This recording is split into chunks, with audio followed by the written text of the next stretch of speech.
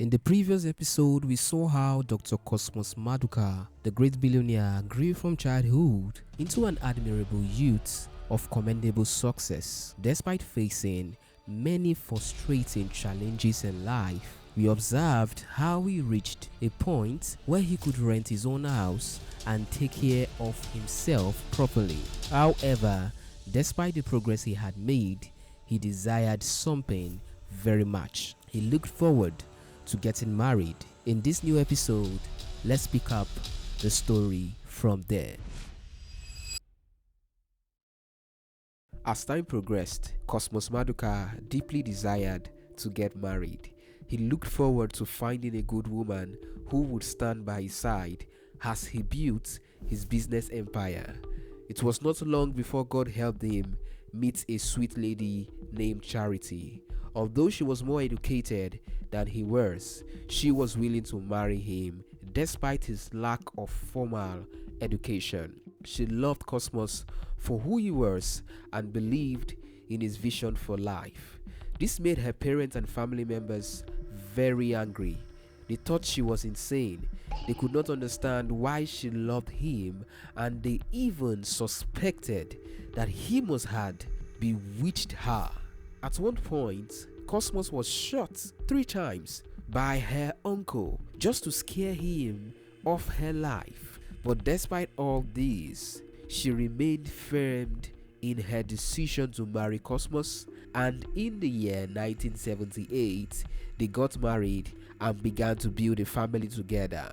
As life progressed, Cosmos began facing certain challenges with his business. At one point, he lost his capital in business and life became extremely difficult. He could not afford to pay for his accommodation or the yearly rent for his business store.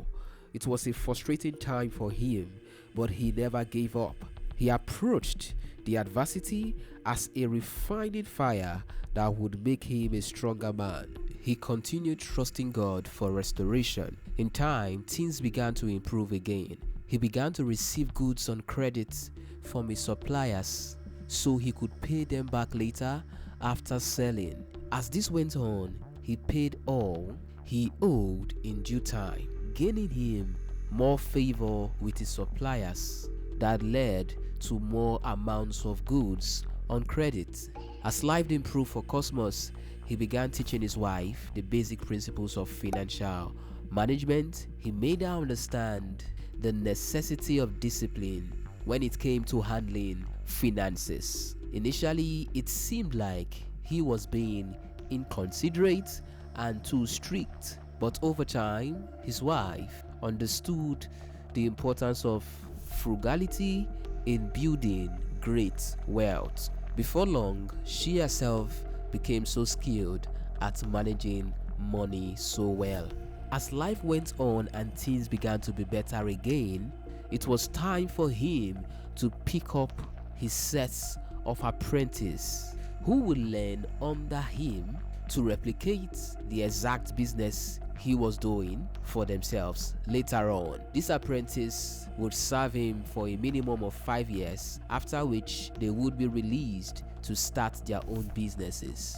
However, as time went on, he realized that the apprenticeship system would not allow him build a great enterprise because he had to release the boys after a minimum of 5 years. So that meant this system would not favor the growth of his business. So he decided to take a different approach by replacing every apprentice with an employee whenever they graduated. But it wasn't too long before he ran into some big trouble. At one of his branches in the eastern part of the country, his apprentice, who was in charge of the sale point, collected a large sum of money from several business owners and disappeared with it. In total, there were about 56 business owners affected by this fraud.